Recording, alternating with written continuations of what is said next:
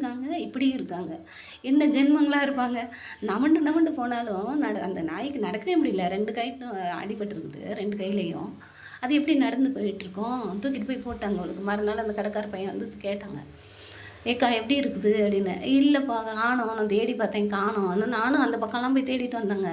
எங்க பாப்பா சொன்னுச்சு, "எம்மா கெட்டது செய்யணும்னு தூக்கிட்டு போய் போட்டுருப்பாங்க. அதுக்கு நல்லதே நடக்கும்." அப்படின்னு சொல்லிட்டு அது காலேஜுக்கு போயிடுச்சு.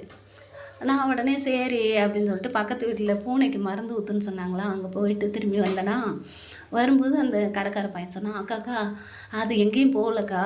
பக்கத்து தெருவுல ஒருத்தவங்க டாக் லவர்ன்னு ஒருத்தர் இருக்காரு. அவர் நாய்ங்களுக்கெல்லாம் சாப்பாடு போடுவாரு, மருந்து போடுவாரு.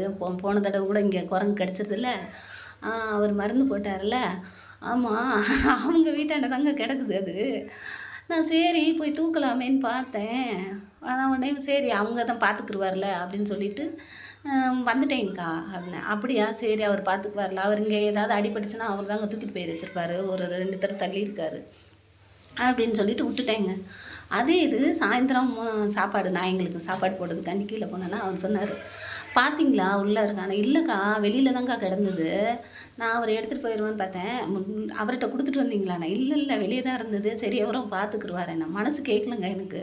சாப்பாட எடுத்துக்கிட்டு ஓடுனேன். குட்டி நைட்டெல்லாம் பனியில எப்படி இருந்திருக்கும். காலையில எந்திரிச்சு ஓடுறேன். அந்த வீடுன்னு எனக்கு தெரியலையே அப்படின்னு சொல்லிட்டு, போய் ஒவ்வொரு வீடா கதவ தட்டி கேட்குறேங்க. இங்க யாராவது நாய்க்கு சோறு எனக்கு எந்த வீடுன்னு தெரியல. ஒவ்வொரு இடமா போய் கேட்குறேன். எனக்கு ஒண்ணுமே புரியல. போய் ஒவ்வொரு வீட்ல கேட்குறேன். அவங்க எல்லாரும் இப்ப யூடியூப்லலாம் போடுறாங்கல்ல, நாய்க்கு சாப்பாடு போட்டா அப்படி இப்படின்னு. அது பயந்துட்டு எனக்கு தெரியாது, உனக்கு தெரியாது அப்படின்றாங்க. மறுபடியும் மனச தேத்திட்டு வந்துட்டேங்க. ஆனா பாருங்களேன், எவ்ளோ ஒரு அறிவு கெட்டத்தனம். ஒரு நடக்க முடியாத பச்சை குட்டி. ஆனா